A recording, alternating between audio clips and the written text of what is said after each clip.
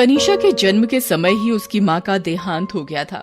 इसके बाद उसके घर में उसके दादा दादी, चाचा चाची सब उसे मनहूस समझते थे। थोड़ी बड़ी होने पर उसे घर भर के ताने सुनने पड़ते थे। बेचारी सारा दिन घर के कामों में लगी रहती थी। उसके पिता दिन भर काम करते थे। शाम को घर वापस आकर उन्हें तनीषा की हालत देखकर बड़ा दुख होता था।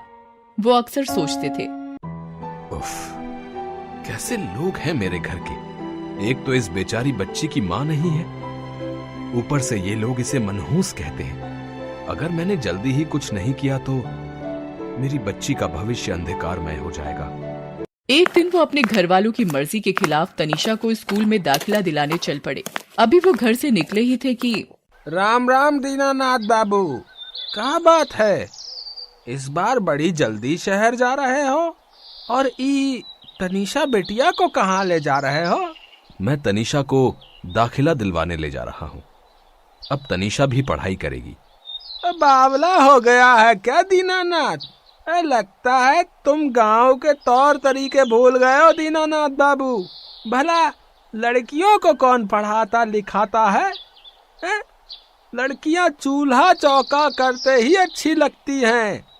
बाहर का काम आज भी लड़के ही संभालते हैं। ये सब दकियानूसी बातें हैं। आखिर कब तक तुम लोग लड़का और लड़की में फर्क करते रहोगे? मेरी बेटी जैसा मैं चाहूंगा वैसा ही करेगी। तुम्हें इससे क्या? हमें क्या? देख लेना, एक दिन यही तुम्हारे मुंह पर कालिख पोतेगी। तुम कहीं मुंह छिपाने के लायक नहीं रहोगे। लेकिन मुंह छिपाने तुम्हारे पास नहीं आऊंगा। दीनानाथ ने इतना कहा और तनीषा का हाथ पकड़कर आगे बढ़ गया। विद्यालय में दाखिला पाकर तनीषा को नया जीवन मिल गया। वो बहुत खुश थी। अब बस तुम मन लगाकर पढ़ाई कर मेरा बच्चा, और उन सब लोगों के मुंह पर ताला लगा दे जो समझते हैं कि लड़का लड़की एक समान नहीं होते हैं। तू तो मेरा गुरूर है। बोल, करेगी ना पढ़ाई? जी पापा।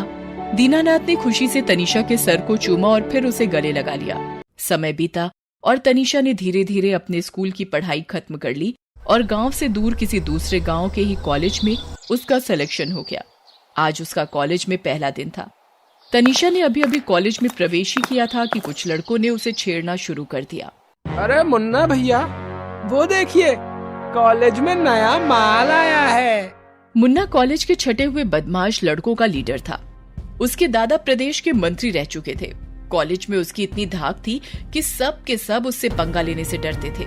कहाँ जा रही हो जाने मन? जरा हमसे भी तो मिलती जाओ।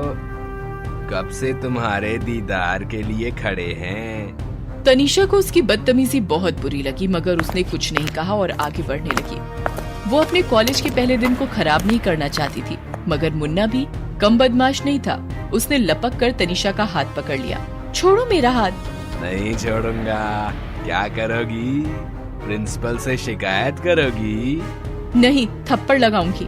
और फिर तनीषा ने करारा तमाचा मुन्ना की गाल पर जड़ दिया। चटाक की जोरदार आवाज हुई और सब लोग उस तरफ देखने लगे। मुन्ना की आंखों में खून उतर आया। वो दांत पीसते हुए बोला, तुझे पता है तूने किस पर हाथ उठाया है? चचा विधायक हैं हमारे यहाँ के। तो क्या सारे शहर की लड़कियां तेरी जागीर हो गईं? अभी तो सिर्फ थप्पड़ लगाया है। अगर दोबारा इस तरह की हरकत की तो सबके सामने चप्पलों से तेरी पिटाई कर दूंगी। इतना कहकर तनीषा वहाँ से चली जाती है। मुन्ना बस गुस्से से देखता रह जाता है। वाह, मजा आ गया। कोई तो आया जिसने इस मुन्ना को अच्छा सबक सिखाया है। मगर ये मुन्ना भी छटा हुआ बदमाश है, चुप नहीं बैठेगा। एक शाम कॉलेज का फंक्शन था। सारे छात्र छात्राएं नाच गाने में मग्न थे। तभी बाथरूम से एक छात्रा के चिल्लाने की आवाज आती है। सब लोग दौड़कर वहां पहुंचते हैं। वहां का नजारा देखकर लोगों को जोरदार धक्का लगता है। बाथरूम के फर्श पर तनीषा की लाश पड़ी थी। उसके शरीर पर जगह जगह नोच खसोट और चोटों के निशान थे। उसके साथ दुष्कर्म करके हत्या कर दी गई थी। सब जानते थे कि ये किसने किया है, लेकिन सामने आकर बोलने की हिम्मत किसी में नहीं थी। तनीषा की लाश का पोस्टमार्टम करके उसके पिता के हवाले कर दिया गया। दीनानाथ अपनी बेटी की लाश को लेकर गांव आ गया। वो उसका अंतिम संस्कार करते करते रो पड़ा। हाय मेरी बच्ची, ये तुझे क्या हो गया है? किस दरिंदे ने ये हरकत की है? हाय, क्या क्या सपने देखे थे मैंने। मगर मैं हार नहीं मानूंगा। मैं अपनी बच्ची को इंसाफ दिलाकर रहूंगा। अरे मैंने तो पहले ही कहा था, करा दिया ना मुंह काला। जरूर इसकी बेटी की ही गलती होगी। क्या जरूरत थी उसे स्कूल कॉलेज भेजने की, हैं? मैंने तो सुना है जिस दिन ये मरी उस दिन कॉलेज की पार्टी में गई थी, मौज मस्ती कर रही थी। भला बताओ, भले घर की लड़कियां पार्टी वार्टी में जाती हैं क्या? चुप करो सबके सब। शर्म नहीं आती तुम्हें मेरी बेटी को उल्टा सीधा बोलते हुए? मेरी बेटी की कोई गलती नहीं है, मैं ये साबित करके रहूंगा, समझे तुम सब? उस दिन से दीनानाथ अपनी बच्ची को न्याय दिलवाने के लिए दर दर भटकना शुरू कर देता है, मगर जानी मानी हस्ती होने के कारण मुन्ना साफ बरी हो जाता है। दीनानाथ इस सदमे को बर्दाश्त नहीं कर पाता और पागल हो जाता है। इस घटना को साल भर हो जाता है। आज फिर कॉलेज का फंक्शन है, नाच गाने का माहौल चल रहा था। तभी बाथरूम से किसी के चीखने की आवाज आती है। इस बार ये चीख किसी लड़की की नहीं थी, बल्कि किसी लड़के की थी। सब लोग भागकर बाथरूम की ओर जाते हैं। बता सबको कि तूने मुझे कैसे और क्यों मारा था। तेरे ही कारण मुझे असमय इस संसार से जाना पड़ा था। मेरे पापा मेरे इंसाफ के लिए सर पटक पटक कर पागल हो गए। बता जल्दी। मैंने ही तनीषा का खून किया है। उस दिन इसके कारण मेरी बहुत बेइज्जती हुई थी, इसलिए मैंने बदला लेने के लिए पिछले साल फंक्शन वाले दिन अपने दोस्त राघव के साथ मिलकर पहले तनीषा के साथ दुष्कर्म किया और फिर उसका गला दबाकर उसकी हत्या कर दी थी। मुझे माफ कर दो तनीषा। तेरी गलती माफी के लायक नहीं है। इतना कहकर तनीषा अपने तेज नाखूनों वाले हाथों से दोनों की गर्दन दबोचकर उनका काम तमाम कर देती है। इस तरह तनीषा न केवल अपने ऊपर हुए अत्याचार का बदला लेती है, बल्कि खुद को निर्दोष साबित करते हुए गांव वालों का मुंह भी बंद कर देती है।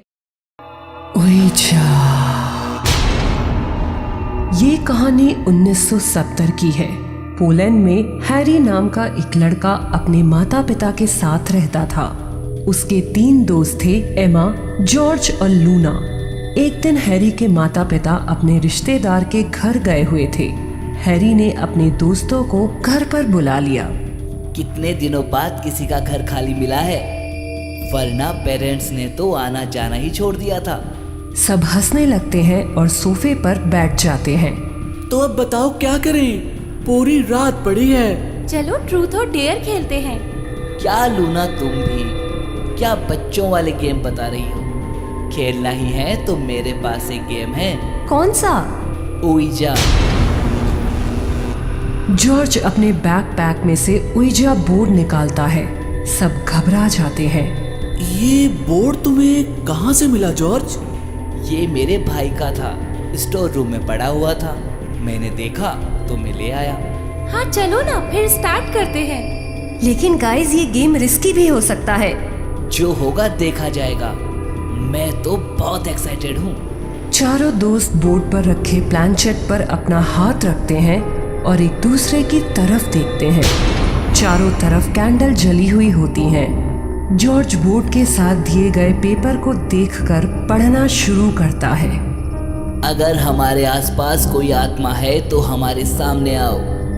सारे दोस्त एक दूसरे की तरफ देखते हैं और घबरा भी रहे हैं। जॉर्ज फिर से वही बात दोहरा रहा है। अगर हमारे आसपास कोई आत्मा है तो हमारे सामने आओ।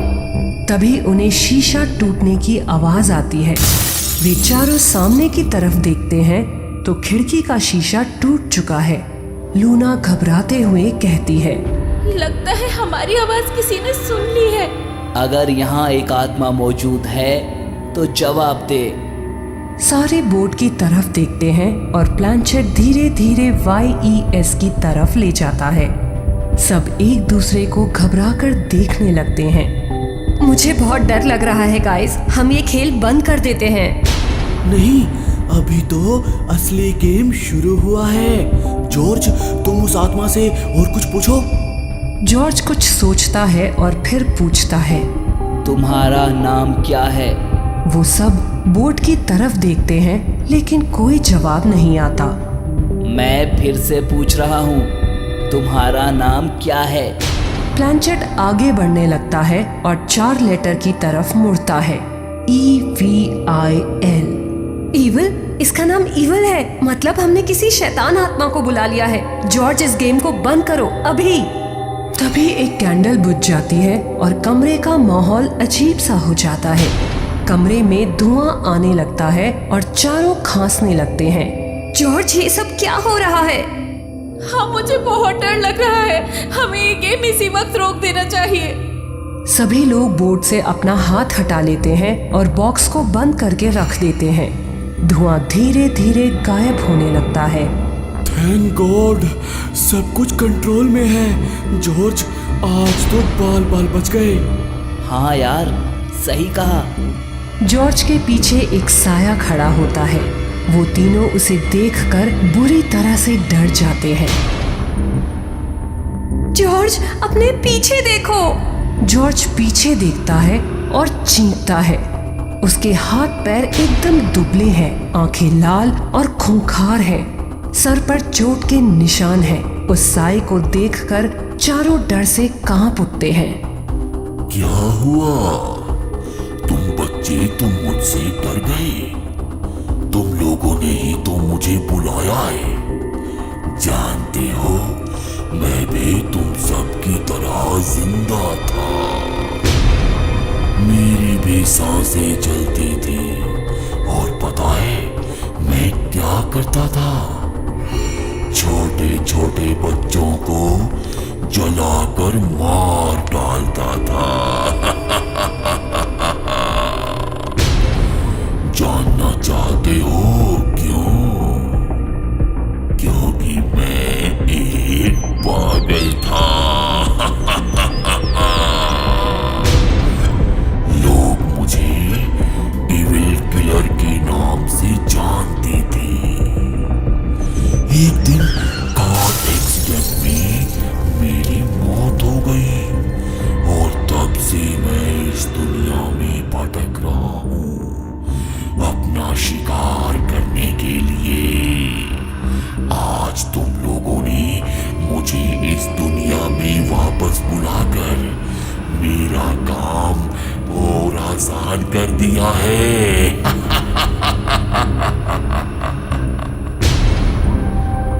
जॉर्ज बोर्ड की तरफ भागता है और पेपर पढ़ने लगता है। हम तुम्हें वापस भेजना चाहते हैं। चले जाओ यहाँ से, चले जाओ। ईविल उसके पास आता है और बोर्ड को तोड़ देता है और कागज को हाथ में लेकर राख बना देता है। जॉर्ज ये देखकर बुरी तरह डर जाता है। मैं वापस जाने के लिए नहीं आया हूँ, समझे? ईविल जॉर्ज की गर्दन पकड़ता है और उसके शरीर से धुआं निकलने लगता है। ईविल जोर से चिल्लाता है। एमा, हैरी और लूना भागने की कोशिश करते हैं, लेकिन आग की लपटें उन्हें चारों तरफ से घेर लेती हैं। छोड़ दो हमें, प्लीज। जॉर्ज का दम घुटने लगता है और उसका बदन जलने लगता है। जॉर्ज नीचे गिर जाता है और उसका सारा बदन जलकर कंकाल बन जाता है। हैरी दरवाजे पर लगी आग को बुझाने के लिए उस पर पानी डालता है, लेकिन आग पर कोई असर नहीं होता। वो लपटें और भीषण हो जाती हैं। ईविल हैरी के पास रेंगता हुआ आता है और उसके बदन से लिपट जाता है। बहुत हो गया बच्चे, अब तू मेरी लपटों से बच नहीं पाएगा। हैरी दर्द से चीखता है। ईविल ने अपनी शक्ति से उसके शरीर पर लिपटकर निशान बनाया और हंसने लगा। तभी लूना और एमा आती हैं और एमा अपने गले से क्रॉस का लॉकेट उतारकर ईविल के माथे पर लगाती है। ईविल बुरी तरह से तड़पने लगता है। वो हैरी को बुरी तरह से आग में जला देता है और हैरी का बदन भी आग में झुलसकर कंकाल बन जाता है। लूना, तुम भागो यहाँ से, मैं इसे क्रॉस से रोकती हूँ। लेकिन तुम। मेरी फिक्र मत करो, तुम भागो यहाँ से। लूना भागने लगती है और ईविल एमा की बजाय लूना पर हमला करता है। उसे पीछे से आकर धक्का देता है और वो दरवाजे पर लगी आग में गिर जाती है और आग की लपटों से तड़पने लगती है। एमा के हाथ में क्रॉस है। इसलिए ईवल उसके पास जैसे ही जाता है उसे दर्द होने लगता है। वो एमा को कोई नुकसान नहीं पहुंचा पाता। मैं फिर वापस आऊंगा।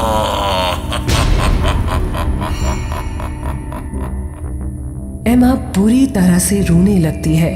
आग बुझ जाती है। वो बुरी तरह से कांपते हुए दरवाजा खोलकर घर से भाग जाती है।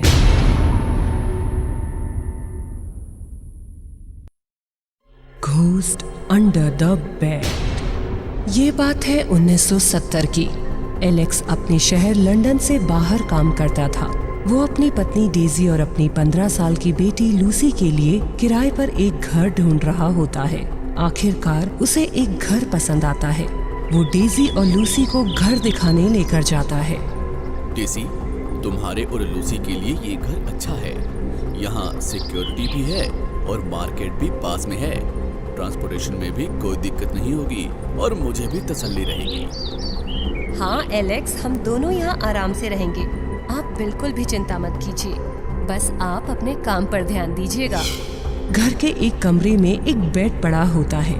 डेजी घर में चारों तरफ देखती है पर उसे उस बेड के अलावा और कोई फर्नीचर नहीं दिखाई देता। वो ब्रोकर मैक्स से पूछती है, ये बेड यहाँ क्यों रखा है? यहाँ और कोई फर्नीचर तो नहीं है? हमारे पास तो ऑलरेडी बेड है, हमें ये बेड नहीं चाहिए। मैडम, इस घर के मकान मालिक थॉमस जब शिफ्ट कर रहे थे तो ये बेड यहीं पर छोड़ गए थे। घर किराए पर भी पहली बार चढ़ रहा है। आप चाहो तो इस बेड को यूज कर लेना। हाँ, उसे यूज कर लेंगे। गद्दे नए लगवा देता हूँ मैं इस बेड पर। ठीक है सर, तो फिर आप अगले महीने से यहाँ शिफ्ट हो जाइए। एलेक्स डेजी और लूसी को घर शिफ्ट कराकर शहर से बाहर काम करने चला जाता है। कुछ देर बाद लूसी डेजी के पास आती है। मम्मी, मैं ये वाले बेड पर सोऊंगी। मुझे ये बेड पसंद है, बहुत ही सुंदर है। अच्छा ठीक है, सो जाना लूसी। लूसी खुश हो जाती है।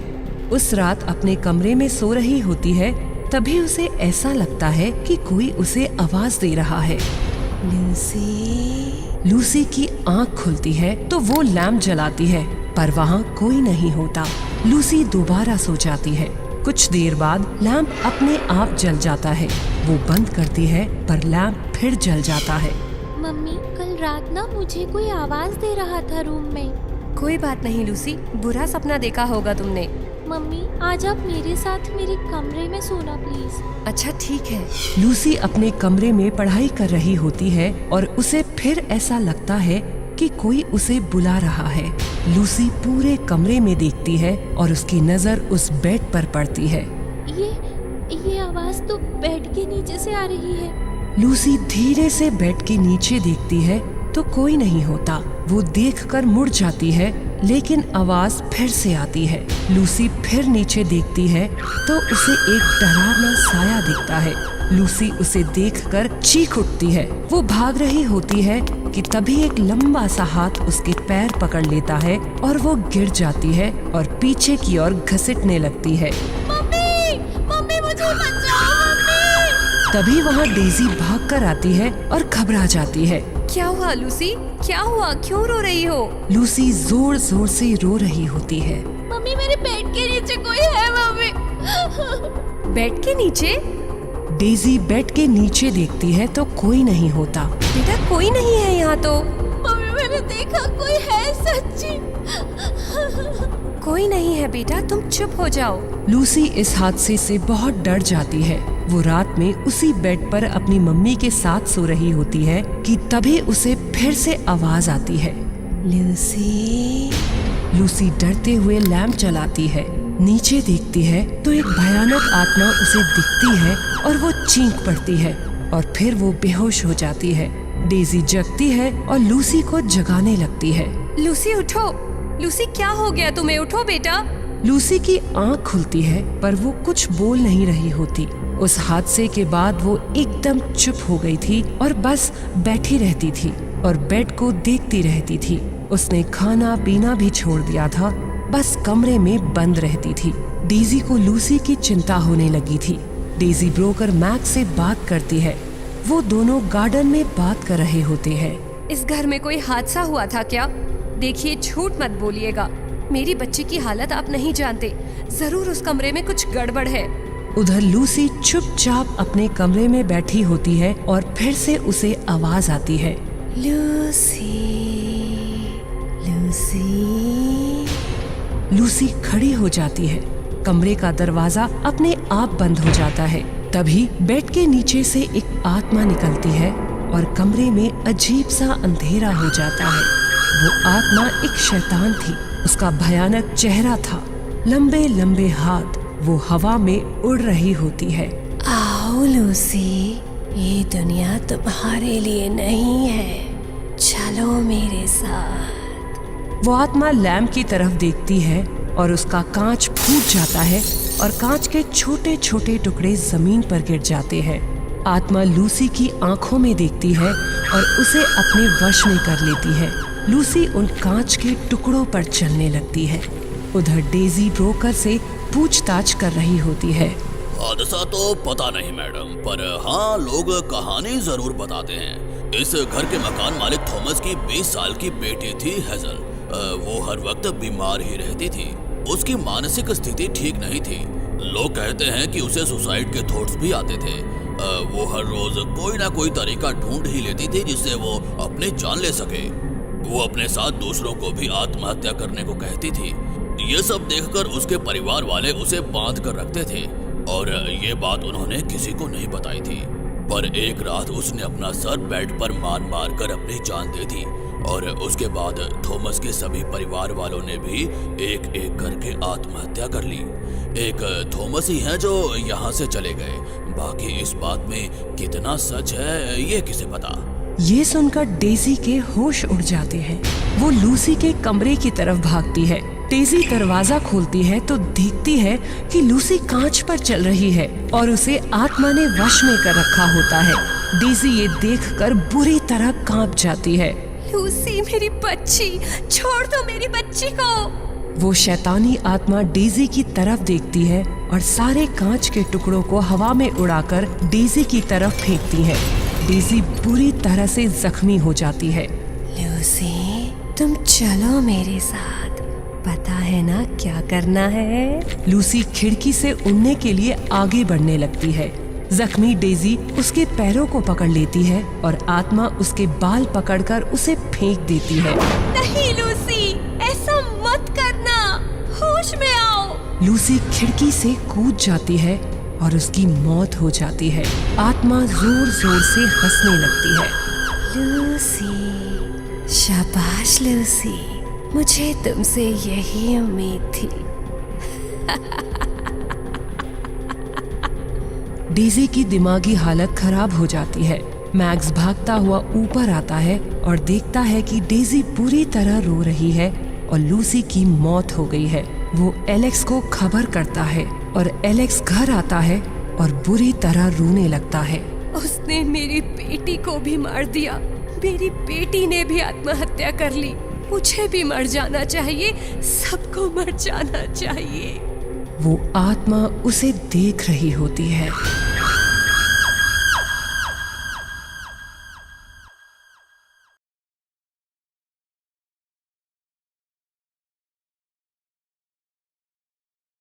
रामेश्वरम गांव में मनीषा अपने परिवार के साथ रहती है।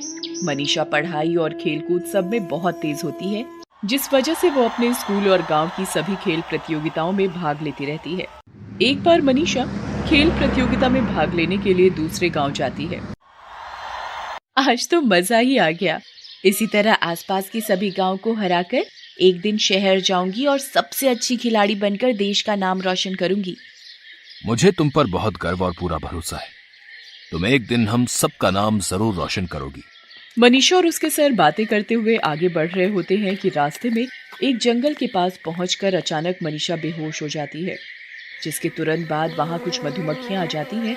ये सब देखकर उसके सर मधुमक्खियों को भगाते हुए मनीषा को उठाने की कोशिश करने लगते हैं। मनीषा, क्या हुआ? उठो मनीषा। कुछ देर मनीषा को उठाने की कोशिश करने के बाद वो उसे उठाकर गांव की तरफ बढ़ने लगते हैं।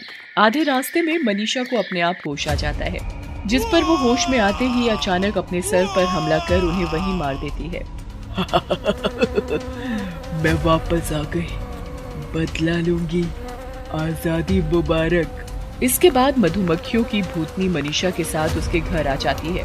घर पहुंचकर मनीषा सब घर वालों के साथ खुशी से रहती है, लेकिन आधी रात होते ही भूतनी उसके शरीर में आ जाती है, जिस पर मनीषा अजीब व्यवहार करने लगती है, जिसकी आवाजें सुनकर उसका परिवार कमरे में आता है। हाय राम मनीषा, ये आधी रात को तू कौन से करतब करने लगी? बेटी नीचे आजा। और ये कमरे में मधुमक्खियां यहाँ कैसे आ गई? इन्हें बाहर निकालो।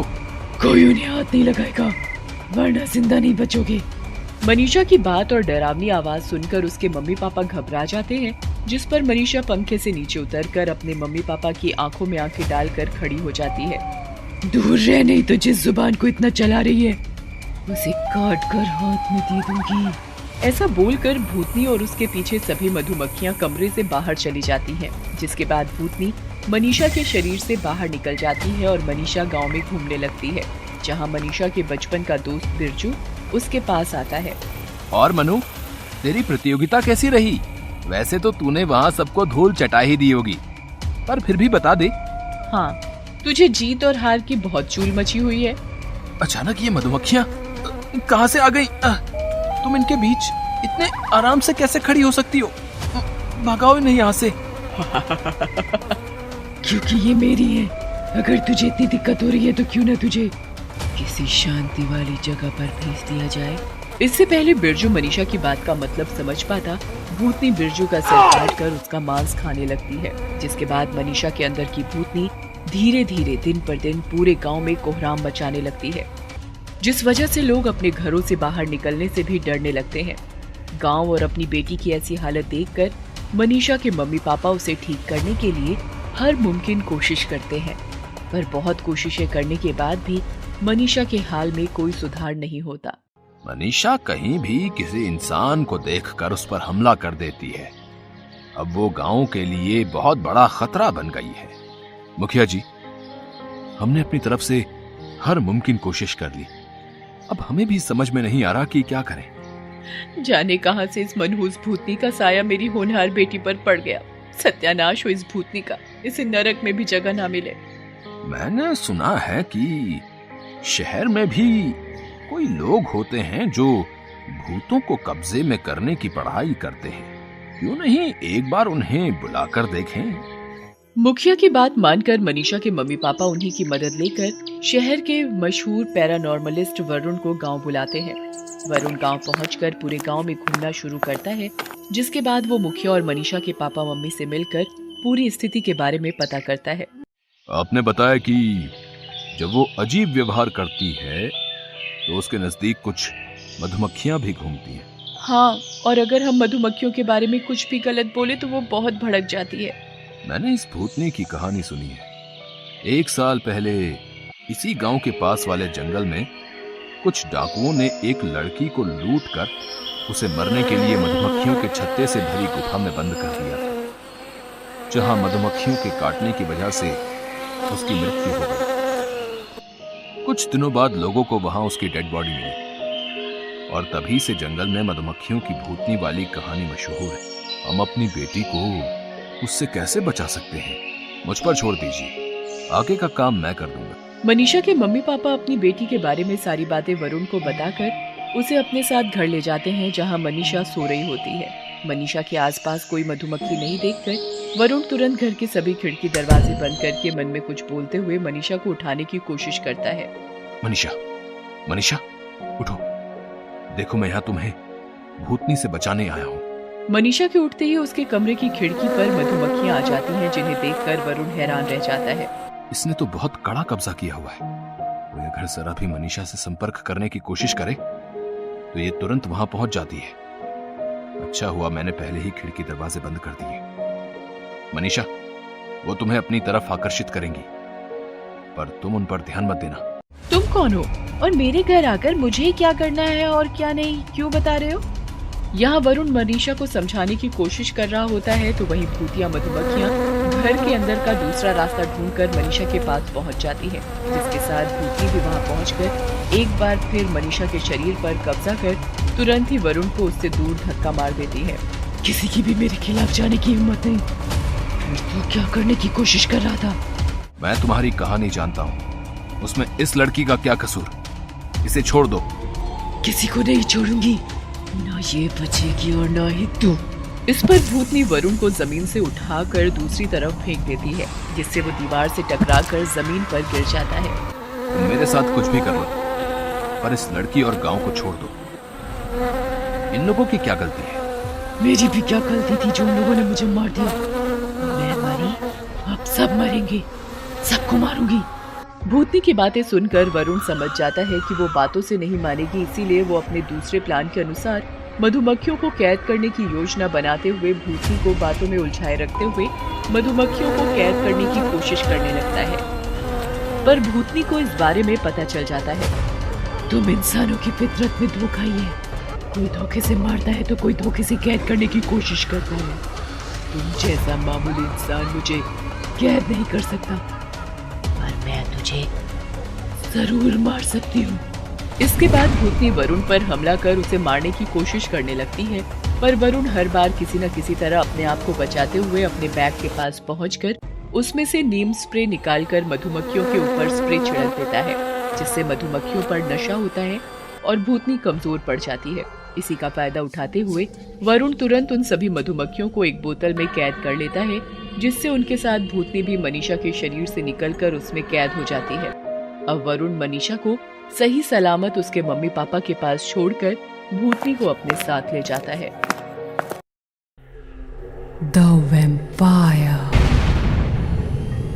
ये बात है 1965 की। मैक्सिको में टॉमस नाम का एक व्यक्ति अपनी पत्नी बेला के साथ रहता था। टॉमस की शादी कुछ ही दिनों पहले हुई थी। वो और उसकी पत्नी अक्सर बाहर घूमने जाया करते थे। एक रात बेला और टॉमस कार से घर की तरफ लौट रहे थे। अंधेरी रात में अचानक से एक आदमी उनकी कार को जाते हुए देखता है। उसकी आंखें लाल होती हैं।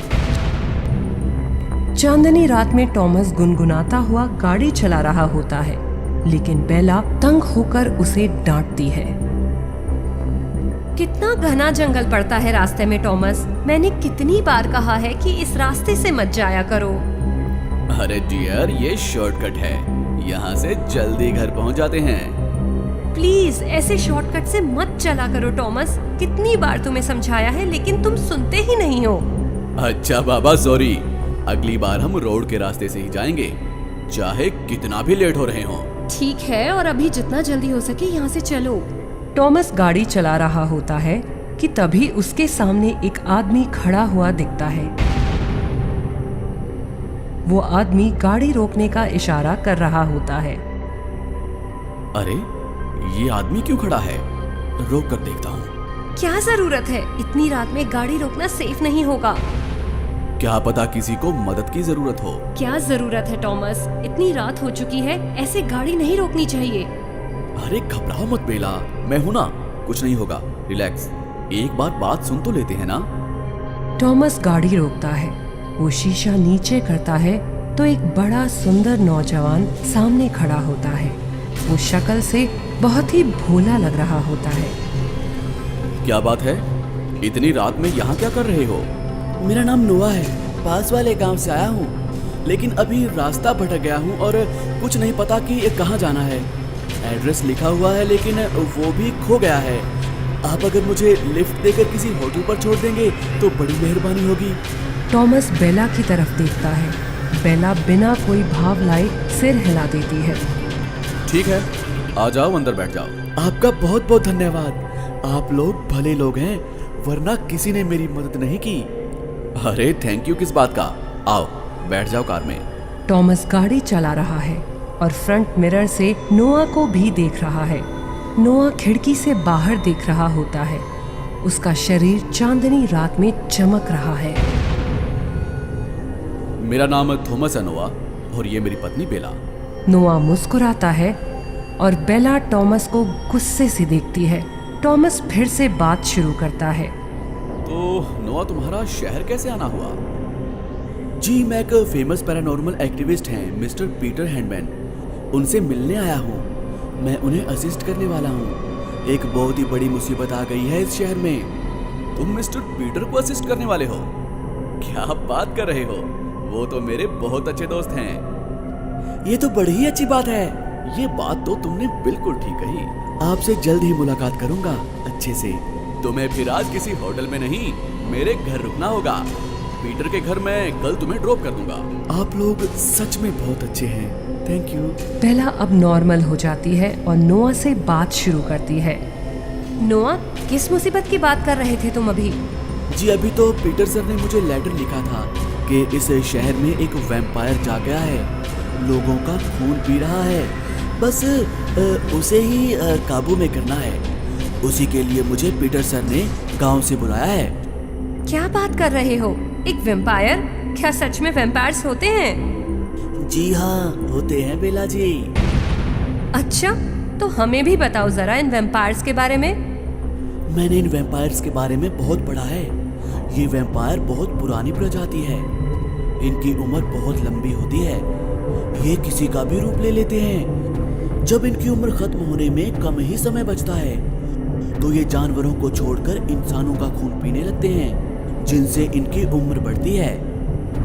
ये किसी के भी दिमाग में अंदर जाकर कुछ भी पता कर सकते हैं। बड़ी ही खतरनाक प्रजाति है वैम्पायर की।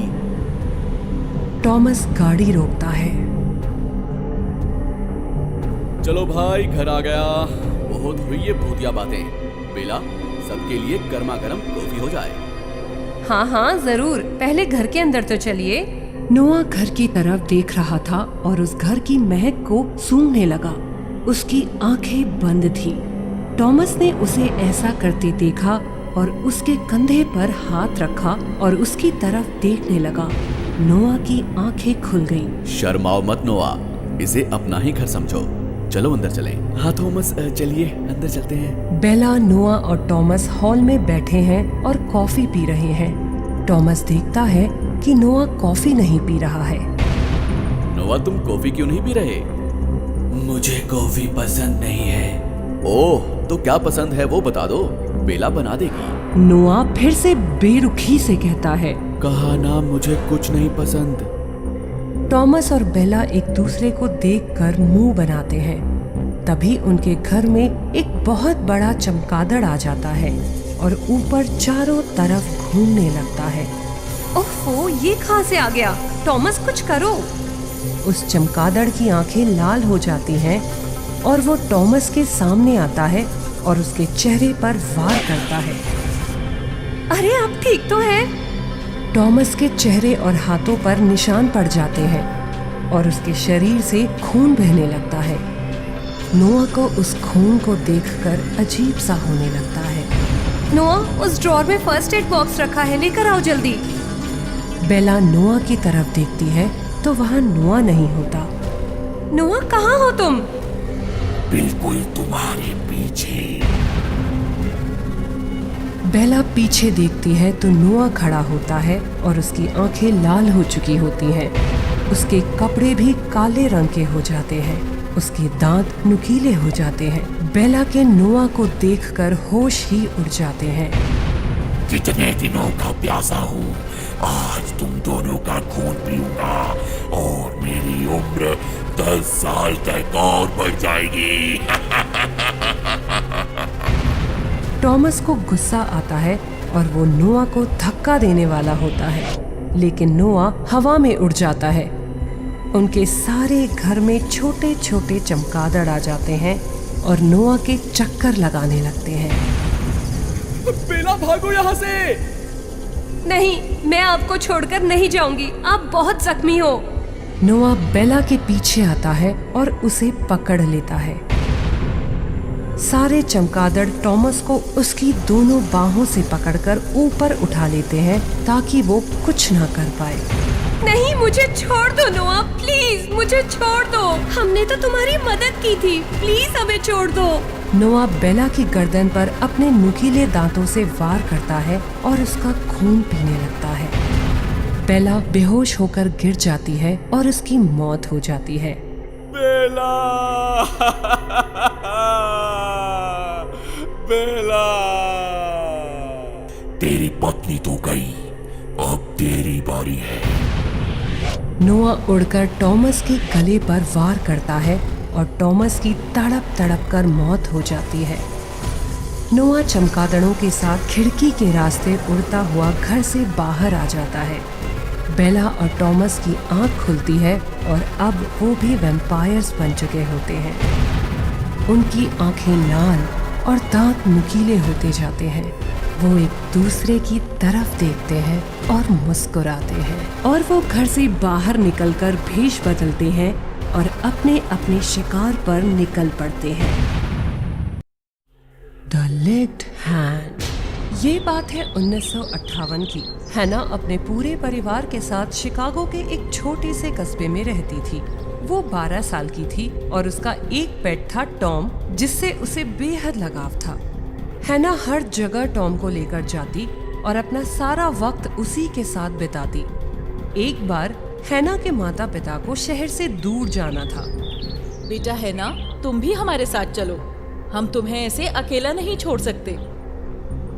ओह मॉम, अब मैं बच्ची नहीं हूँ, मैं अपना और इस घर का ख्याल रख सकती हूँ। आप बेफिक्र होकर जाइए, टॉम है ना मेरे साथ। ठीक है ना रोजी, हम कल सुबह तक तो लौट ही आएंगे। एक रात की ही तो बात है, चलो चलते हैं। बेटा है ना, सारे खिड़कियां दरवाजे तुम अच्छी तरह से बंद कर लेना, ठीक है? जी डैडी। हैना के मॉम डैड चले जाते हैं। हैना आराम से सोफे पर बैठती है और रेडियो चालू करती है। सुनते रहिए हॉरर स्टोरीज मेरे यानी पीटर के साथ। अरे वाह, ये तो मेरा फेवरेट प्रोग्राम है। मॉम डैड तो कभी सुनने ही नहीं देते, लेकिन आज तो मैं कुछ भी कर सकती हूँ, तो आज मैं हॉरर स्टोरी सुनूंगी। हैना रेडियो की आवाज बढ़ा देती है और प्रोग्राम शुरू होता है। आज की ये कहानी कुछ दिलचस्प है, क्योंकि कहते हैं कि ये सच्ची घटना पर आधारित है। ये कहानी है हमारे शहर शिकागो की हलसिट स्ट्रीट की। वाओ, हलसिट स्ट्रीट, मतलब आज हमारी जगह की कहानी सुनने को मिलेगी। मैं तो बहुत एक्साइटेड हूँ। बात है आज से 20 साल पहले की। वोल्टर नाम का एक अमीर व्यक्ति इस स्ट्रीट में रहा करता था। वो एकदम अकेला था, इसलिए उसने बहुत सारे डॉग्स पाल रखे थे। वोल्टर की संपत्ति पर उसके कई रिश्तेदारों की नजर थी। कोई ना कोई उसके घर किसी बहाने आ जाता और कुछ दिन बाद उसे मारने की कोशिश करता। वोल्टर दिल का बहुत साफ था, उसके वफादार डॉग्स हमेशा उसे बचा लेते। एक दिन उसका एक दूर का कजन उसके घर आया, जिसका नाम था मार्क। मार्क की नजर भी वोल्टर की संपत्ति पर थी। एक रात मार्क वोल्टर के कमरे में गया और उसके पानी में जहर मिला दिया।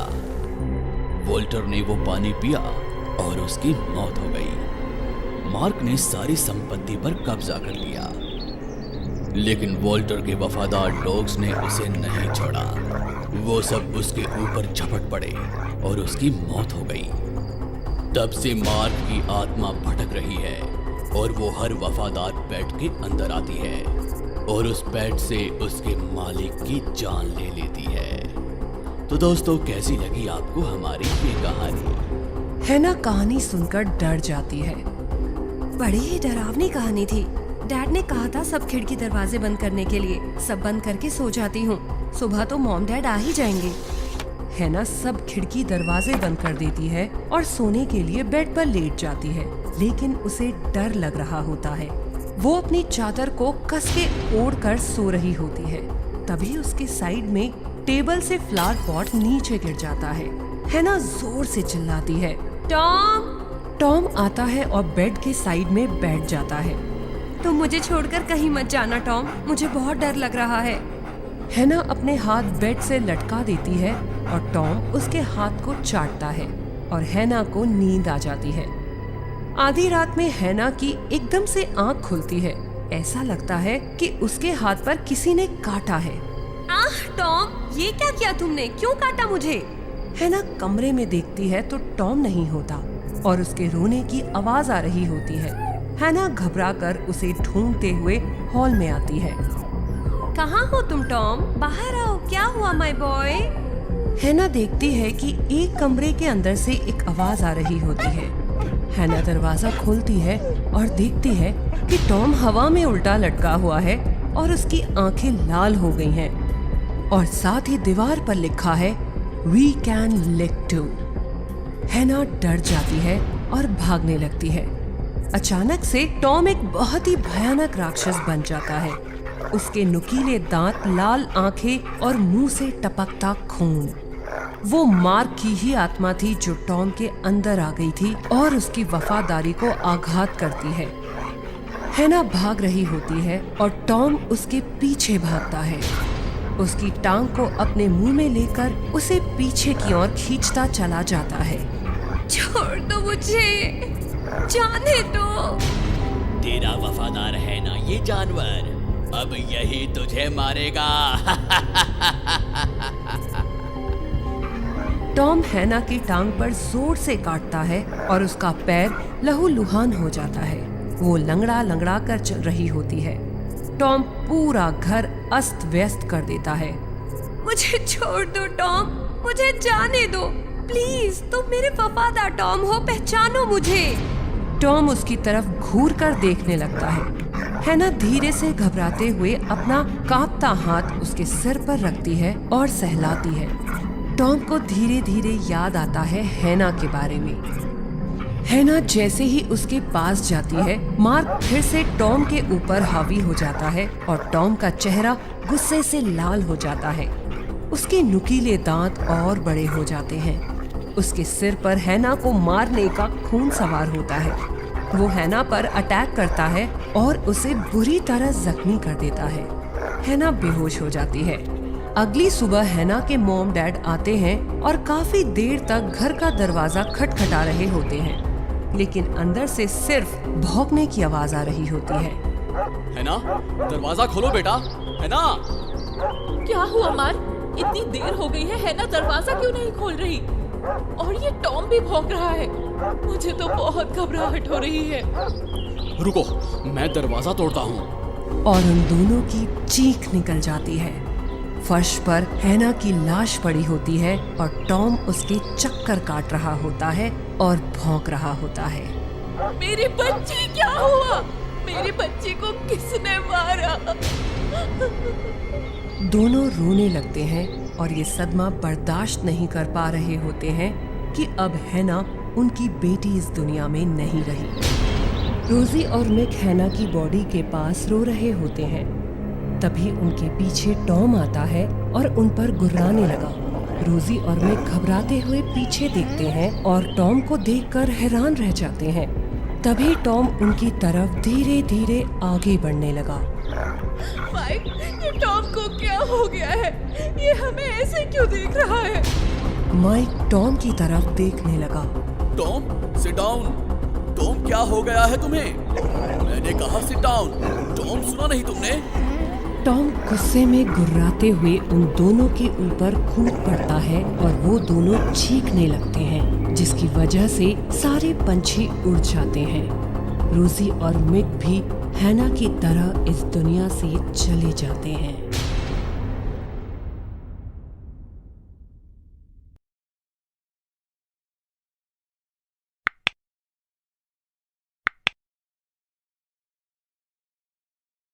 The werewolves. ये बात है 1945 की, बॉस्टन शहर की। सेंट जोसेफ कॉलेज में 3 दोस्त पढ़ते थे, रॉस, जेनी और निक, जो बहुत ही अच्छे दोस्त थे। वो हमेशा साथ ही रहते। एक शाम कॉलेज खत्म होने पर वो तीनों गेट के पास खड़े होकर बातें कर रहे थे। बात करते हुए कब रात हो गई उन्हें पता ही नहीं चला। गाइस, वीकेंड पर तुम दोनों मेरे घर आ जाना, चिल करेंगे। मुझे तो असाइनमेंट करना है। अरे जेनी, मान भी जाओ ना। तुम नहीं आओगी तो क्या फायदा? अच्छा बाबा, okay, I am in. Jenny, Ross और निक रोड की तरफ देखते हैं तो उन्हें एक रहस्यमय इंसान दिखाई देता है जो कि उनकी ही तरफ देख रहा होता है। तुम दोनों को ऐसा नहीं लग रहा कि वो अजीब सा आदमी हमारी तरफ देख रहा है? सही कह रही हो। रुको, इसे मैं अभी बताता हूँ। निक उस आदमी के पीछे पीछे भागता है और वो इंसान बड़ी ही तेजी से जंगल की ओर भागने लगता है। ओह, मुझे अपनी स्पीड दिखा रहा है। इसे तो मैं नहीं छोड़ूंगा। निक भी जंगल में उसके पीछे भागने लगता है। निक भागते भागते जंगल के काफी अंदर आ चुका होता है। वो अपने आसपास देखता है तो उसे कोई भी नहीं दिखाई देता। रात हो गई होती है और पूर्णिमा की रात होती है। चांदनी रात में निक जंगल में भटक रहा होता है। तभी उसे ऐसा लगता है कि झाड़ियों में से कोई उसे देख रहा है और उसकी आंखें लाल चमक रही हैं। निक घबरा जाता है। वो तेजी से भागने लगता है और वो अजीब सा साया भी उसके पीछे भागने लगता है। निक भागते भागते जंगल के पास वाली पहाड़ी पर पहुंच जाता है और देखता है कि सामने खाई है। क्या करूं? मैं कहां जाऊं? ओह गॉड, प्लीज हेल्प मी। निक घबराता हुआ खाई की तरफ देख रहा होता है कि उसे अपने पीछे एक इंसान गहरी सांस लेते हुए महसूस होता है। निक घबराते हुए पीछे देखता है तो एक आदमी खड़ा होता है जिसकी लाल आंखें होती हैं। कौन हो तुम? निक देखता है कि उस आदमी के नाखून धीरे धीरे बढ़ने लगते हैं। चांदनी उसके शरीर पर पड़ रही होती है। उसके कपड़े छाती से फटने लगते हैं और उसके दांत नुकीले होने लगते हैं। वो धीरे धीरे एक वेयरवुल्फ में बदल जाता है। निक उसे देखकर बुरी तरह डर जाता है। छोड़ो मुझे, जाने दो प्लीज, मुझे जाने दो। वेयरवुल्फ सीधा उसकी गर्दन पर अटैक करता है और उसको लहूलुहान कर देता है। जेनी रोते हुए रॉस के घर आती है। जेनी तुम? रॉस, निक की पहाड़ी के पास डेड बॉडी मिली है।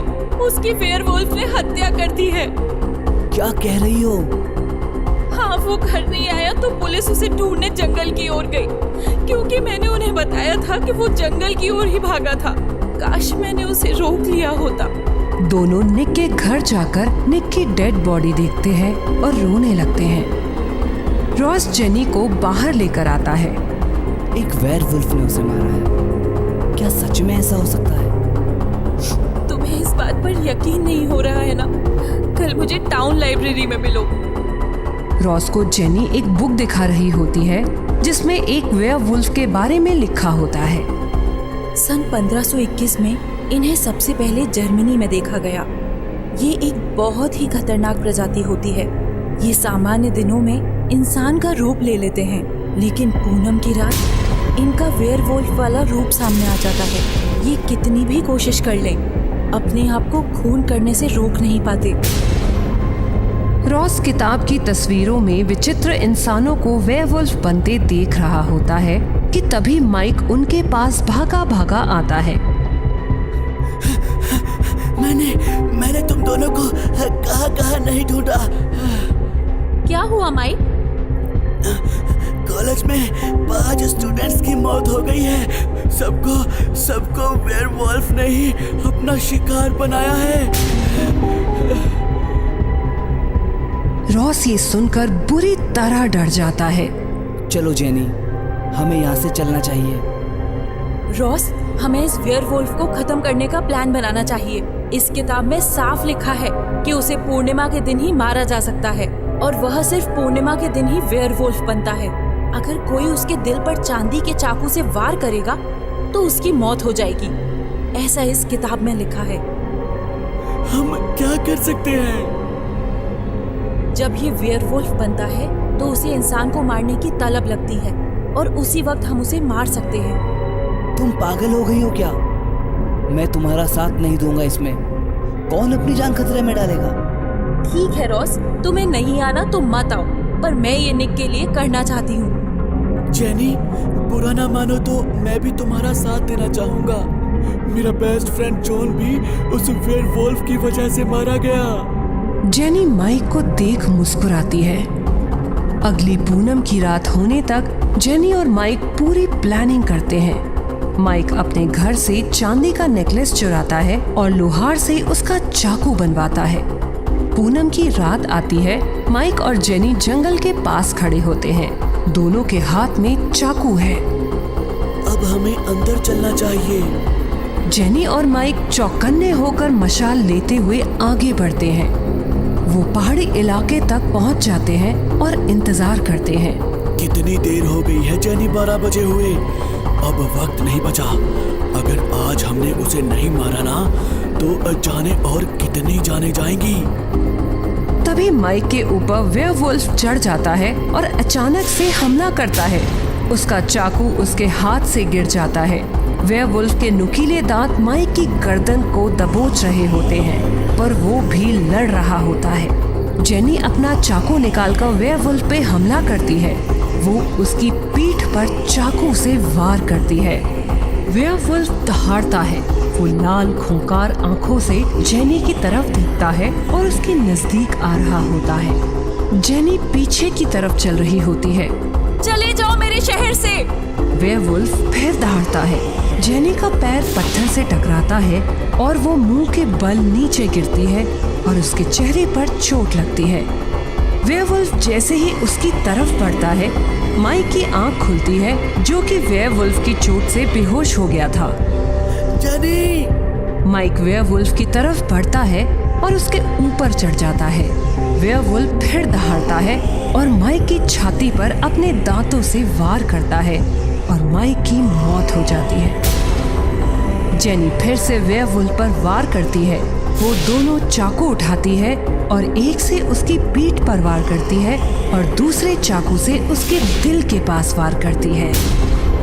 वेयरवुल्फ दर्द से चीखता है और हवा में साए की तरफ गायब हो जाता है।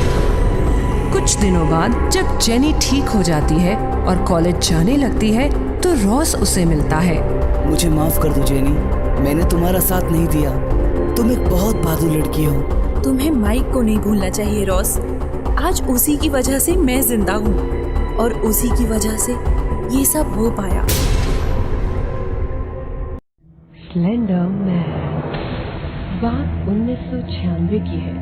4 बहुत ही क्लोज फ्रेंड्स थे, कूपर, रोजी, जोसेफ और मैरी। चारों कॉलेज में एक ही क्लास में पढ़ा करते थे और पूरे कॉलेज में उनकी दोस्ती के चर्चे हुआ करते।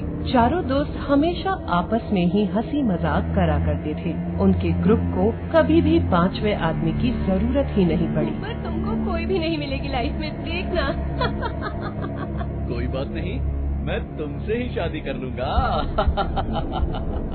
God, I can't believe Mary, तुमको कूपर जैसे बंदे को झेलना पड़ेगा।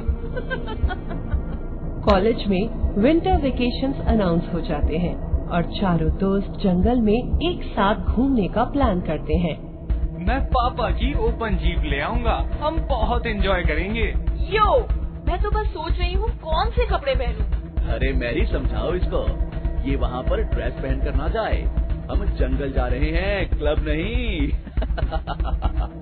वो सब मुझे नहीं पता, बस बढ़िया सा कैमरा जरूर ले आना। मुझे तो बहुत सारे फोटोज क्लिक करने हैं बस। एक ओपन जीप लेकर वो चारों पास ही के एक जंगल में घूमने के लिए निकल जाते हैं। अरे वाह, कितनी खूबसूरत जगह है।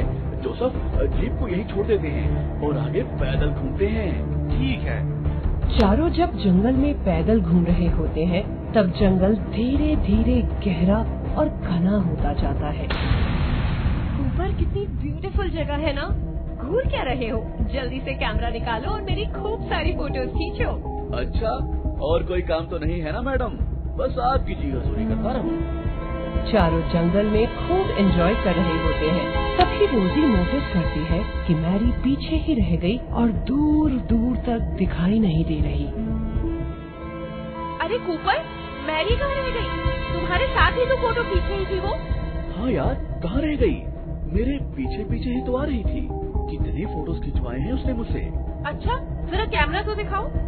रोजी ध्यान से सब फोटोज देख रही होती है। मैरी सभी फोटोज में बहुत ही खूबसूरत दिखाई दे रही होती है। अचानक उसको फोटोज में एक बहुत ही पतला और लंबा आदमी दिखाई देता है, जिसने ब्लैक कोट पैंट पहना होता है, जिसका चेहरा ही नहीं होता और वो मैरी की तरफ बढ़ रहा होता है। रोजी चिल्ला देती है, ऊपर, जोसेफ, जरा तस्वीरों को देखो। तीनों साथ में फोटोज देखने लगते हैं और तीनों के होश उड़ जाते हैं। वो आदमी ब्लैक सूट पहना होता है और उसके हाथ टेंटिकल्स के जैसे होते हैं।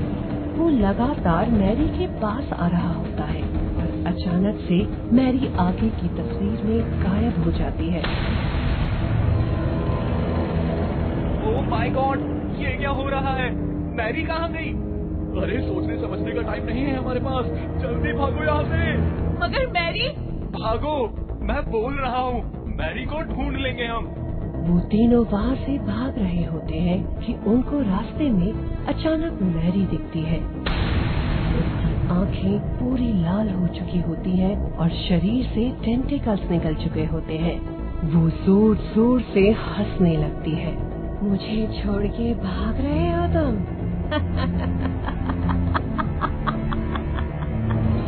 मैरी जैसे ही मुंह खोलती है, उसके मुंह से काला काला पदार्थ निकलने लगता है, जिससे धीरे धीरे वो पूरी तरह से एक बहुत ही लंबा आदमी बनने लगता है और बहुत ही बड़े आकार में दिखाई देने लगता है। उसका मुंह बहुत ही लंबा और पूरी तरह से सफेद होता है और उसके टेंटिकल्स हिल रहे होते हैं।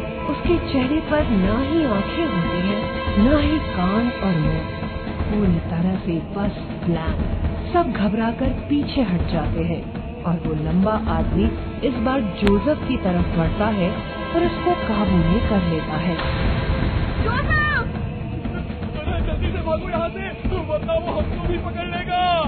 रोजी भागते भागते पीछे मुड़कर देखती है तो जोसेफ और मैरी दोनों उस लंबे आदमी के साथ दूर जा रहे होते हैं।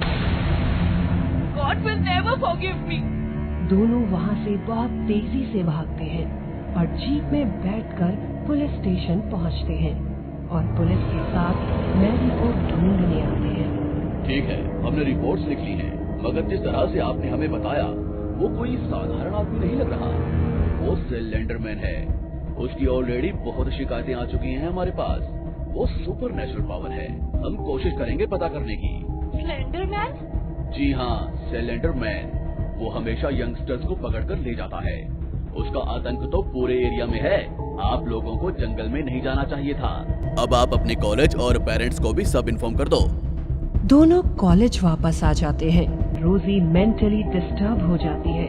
उसके दिमाग से स्लेंडर मैन का डर ही नहीं निकल पाता। कूपर उसकी मदद की बहुत कोशिश करता है, मगर कुछ भी ठीक नहीं होता और प्रिंसिपल उसके पेरेंट्स को बुला लेते हैं। लिसन, आपकी बेटी को मानसिक आघात हुआ है। उसकी किसी बड़े पादरी से पूजा करवाइए, वरना वो पागल हो जाएगी। जी सर। रोजी के पेरेंट्स उसको चर्च लेकर जाते हैं और पादरी उसके सर पर हाथ रखता है। क्या हुआ है मेरी बेटी को? वो ठीक तो हो जाएगी ना? हाँ, वो ठीक है, मगर उसको मानसिक आघात हुआ है। उसने स्लेंडरमैन को देखा है। इतना आसान नहीं है इसको ठीक करना। मगर ये स्लेंडरमैन है कौन? स्लेंडरमैन हमेशा युवा बच्चों को अपनी तरफ आकर्षित करता है। बहुत सालों पहले की बात है। साइमन नाम का एक बहुत ही प्यारा बच्चा अपने पेरेंट्स के साथ रहा करता था। वो बाकी बच्चों से बहुत अलग था। उसको दूसरे बच्चों के साथ खेलने कूदने की बजाय जंगल में अकेले घूमना और खेलना पसंद था। साइमन, तुम अकेले जंगल में मत जाया करो। कितनी बार बोला है तुमको। एक दिन जब साइमन जंगल से घूमकर वापस लौटा तो उसने देखा कि उसका घर पूरी तरह से जल चुका था और उसी घर में उसके पेरेंट्स की जलकर मौत हो चुकी थी। साइमन वहाँ से रोता रोता बहुत दूर भाग गया और जंगल में कहीं दूर चला गया। God, I will never forgive you. आपने मुझसे मेरे मम्मी पापा छीन लिए। तभी उसको दूर से बहुत ही बूढ़ी औरत दिखाई देती है जो जंगल में ही बने एक छोटे से घर में रहती है। साइमन उसके पास चला जाता है और वो उसको अडॉप्ट कर लेती है। उस दिन से साइमन उसको ग्रैनी कहकर पुकारना चालू कर देता है। ग्रैनी की एक पोती भी होती है, एंजेलिना। मेरी दोस्त बनोगी साइमन? Why not, Angelina? और इस तरह से दोनों में बहुत ही गहरी दोस्ती हो जाती है। दोनों साथ साथ बड़े होते हैं और एक दूसरे को प्यार करने लग जाते हैं। कुछ समय बाद ग्रैनी की मौत हो जाती है और एंजेलिना बहुत टूट जाती है। उदास मत हो एंजेलिना, तुम अकेली नहीं हो। क्या मुझसे शादी करोगी? और दोनों शादी करके खुशी खुशी रहने लगते हैं। थोड़े टाइम के बाद दोनों को एक बेटी हो जाती है जिसका नाम दोनों ने स्लेंड्रीना रखा। दोनों बहुत ही खुश होते हैं। थैंक यू एंजेलिना, मुझे तो कभी लगा ही नहीं था कि मेरा घर बसेगा, but all thanks to you. धीरे धीरे स्लेंड्रीना बड़ी होने लगती है। तीनों का टाइम बहुत ही अच्छा बीत रहा होता है कि एक दिन जब साइमन काम से घर लौटता है तो देखता है कि एंजेलिना और स्लेंड्रीना दोनों खून से लथपथ आंगन में पड़ी हैं। वो अचानक ये देखकर भौचक्का रह जाता है और जोर जोर से रोने लगता है और सीधा रसोई की तरफ भागता है। अचानक से कुछ तेज गिरने की आवाज आती है। दोनों एंजेलिना और स्लेंड्रीना रसोई की तरफ भागती हैं। दरअसल दोनों ने साइमन से मजाक करने के लिए मरने का नाटक किया होता है, मगर जैसे ही वो रसोई में पहुंचती हैं, तो देखती हैं कि साइमन ने खुद को चाकू मार लिया होता है। साइमन, ये तुमने क्या किया? हम तो सिर्फ मजाक कर रहे थे। पापा, आपने ऐसा क्यों किया?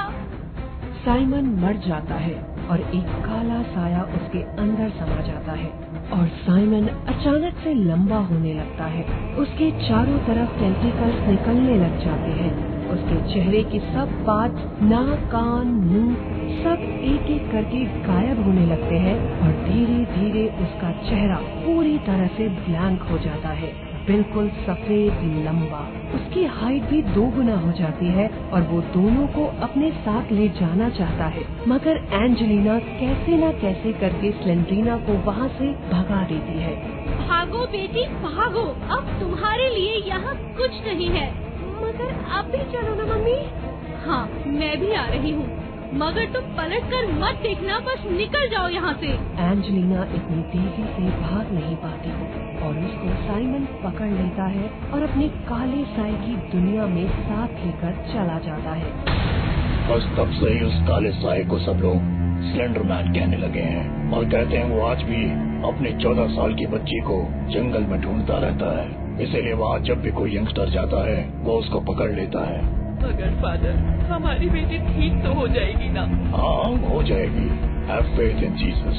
बस इसको शाम को कहीं बाहर अकेले मत जाने देना।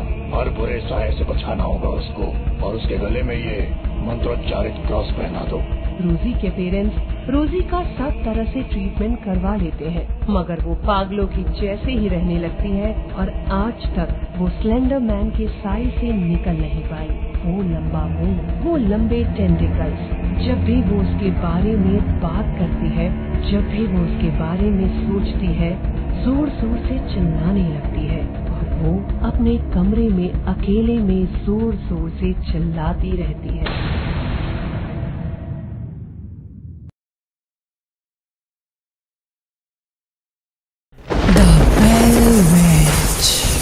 ये कहानी है 1804 की।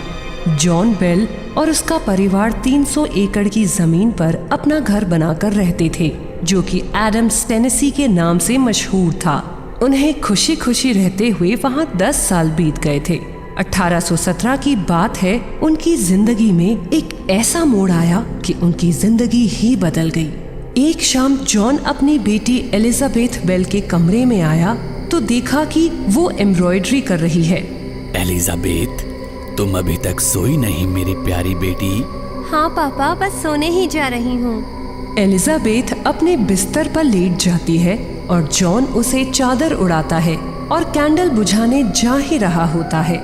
नहीं पापा, कैंडल जले रहने दो, मुझे अंधेरे से डर लगता है।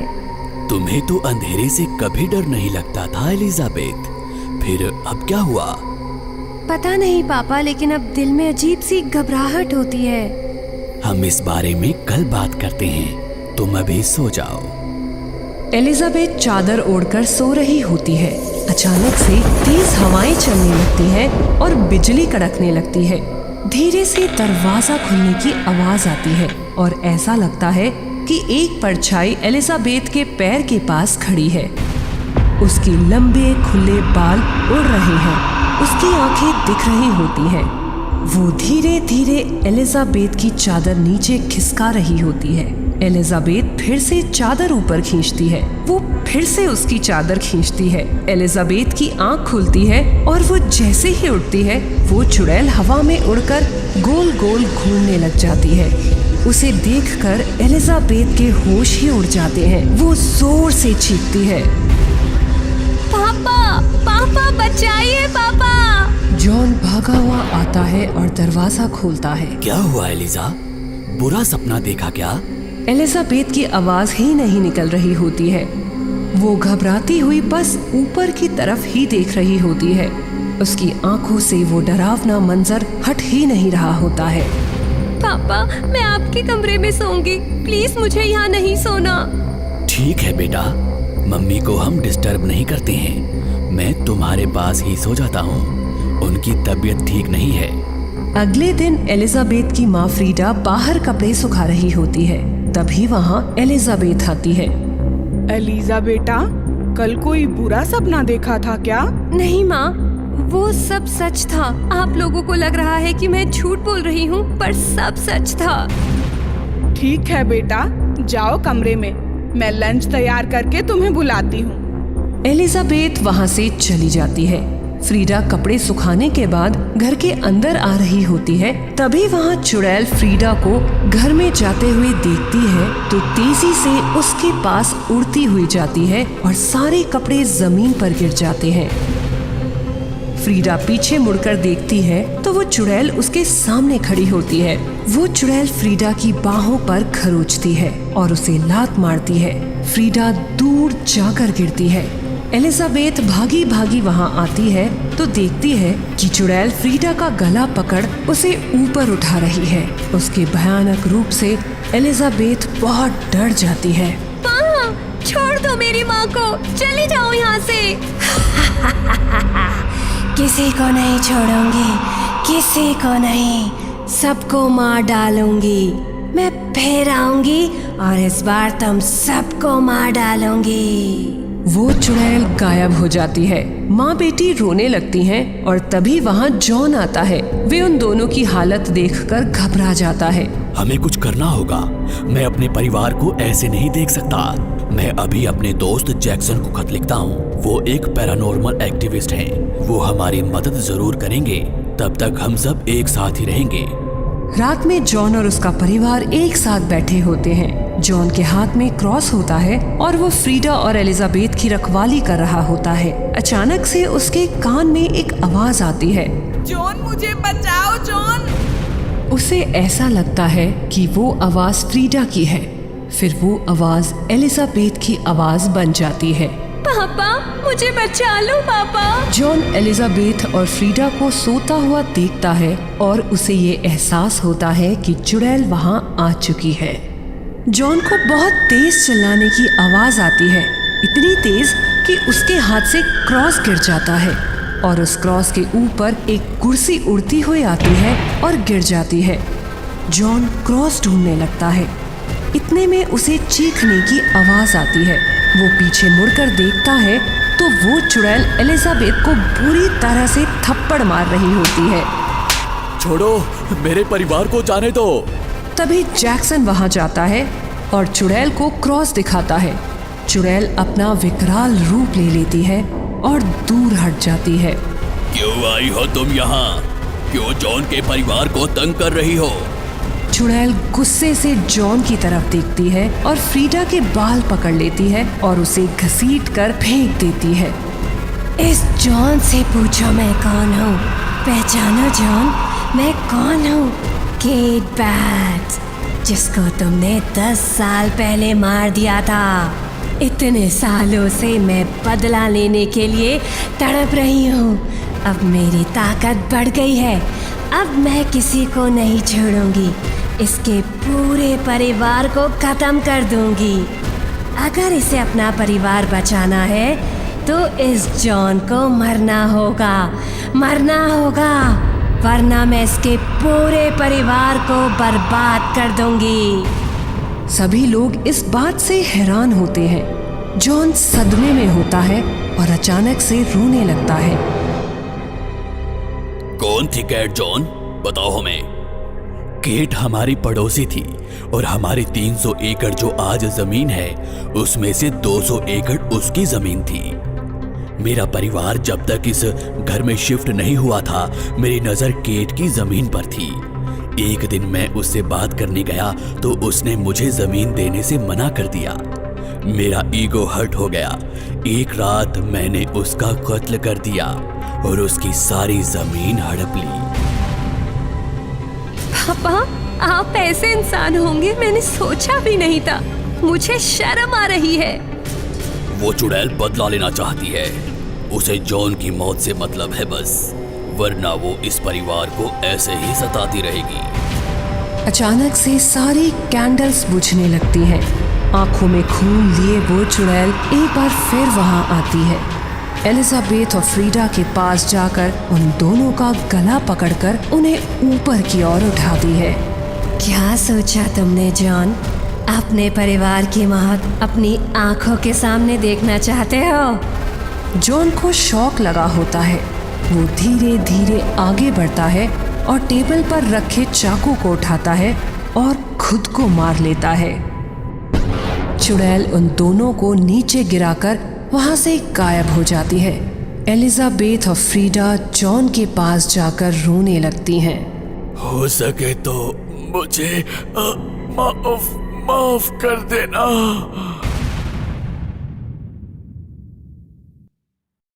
एक एनाबेल गुड़िया की सच्ची कहानी।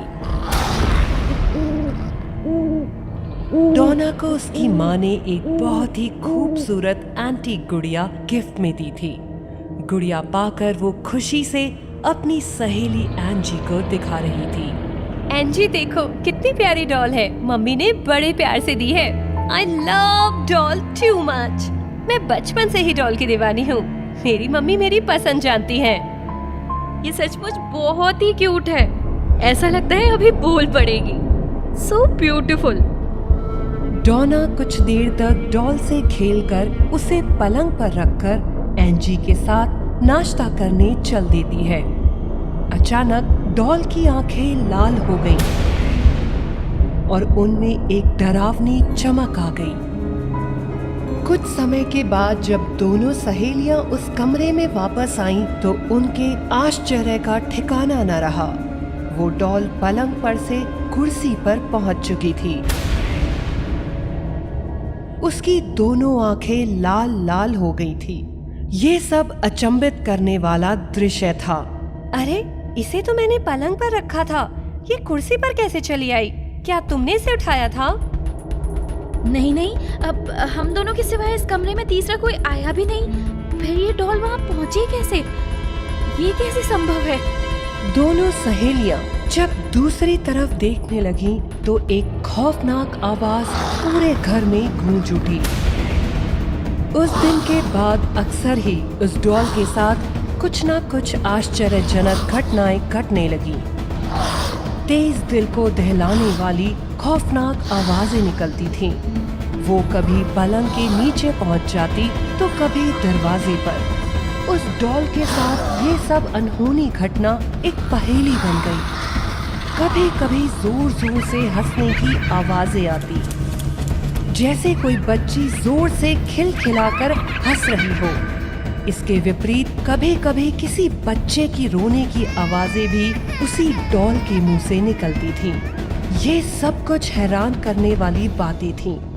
दोनों सहेलियां अक्सर डर के मारे सहम जाती थीं। एक दिन डोना जब अपनी सहेली के साथ अपने कमरे में आई तब उसने देखा कि उसकी कई किताबें बिखरी हुई थीं। कई सारे कागज के टुकड़े घर में फैले हुए और उन पर हेल्प हेल्प लिखा हुआ था।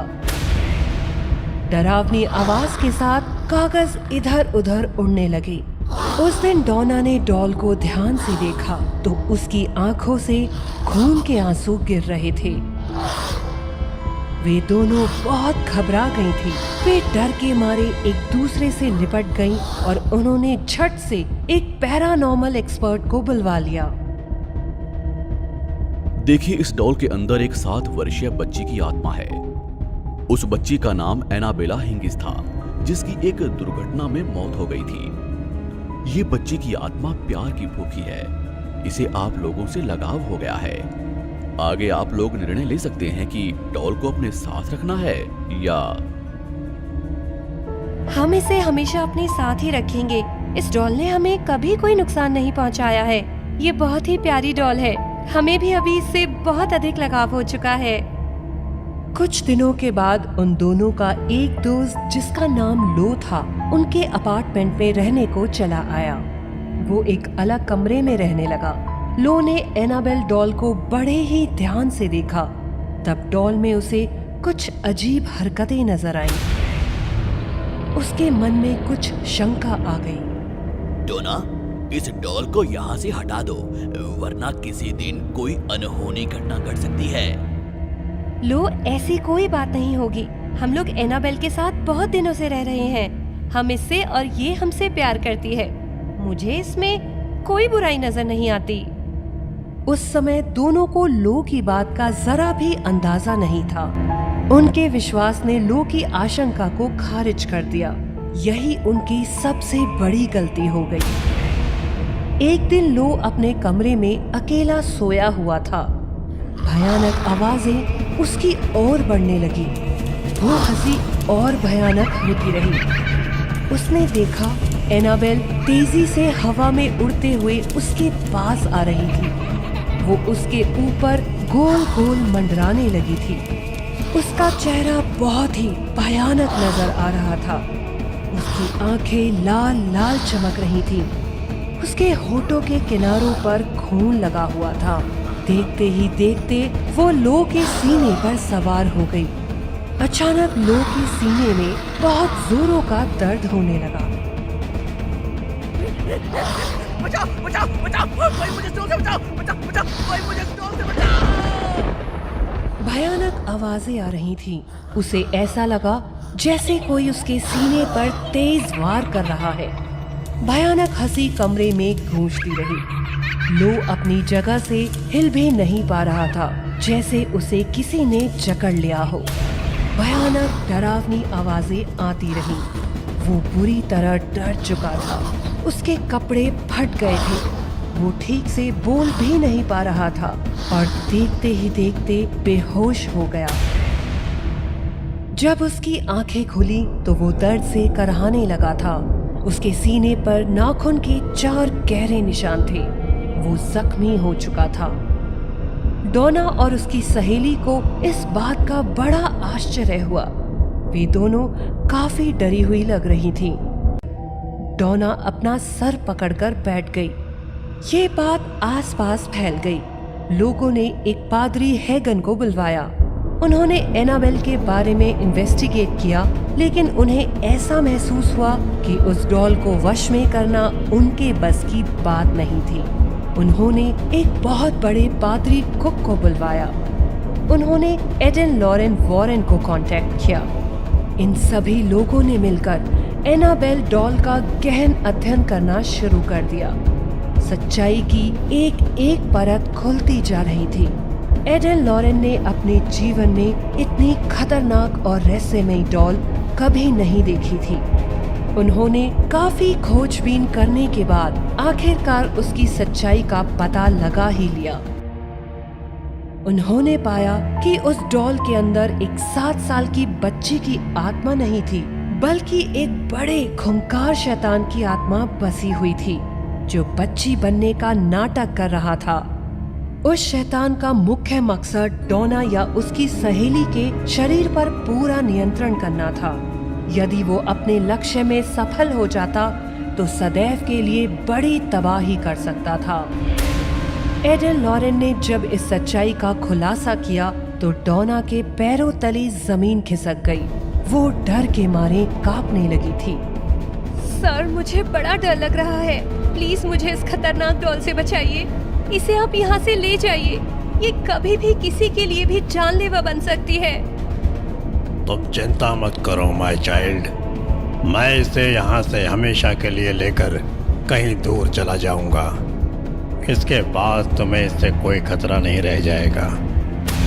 इसके बाद एडन लॉरेन उस डॉल को अपने कार की डिक्की में रखकर वहाँ से चल पड़े।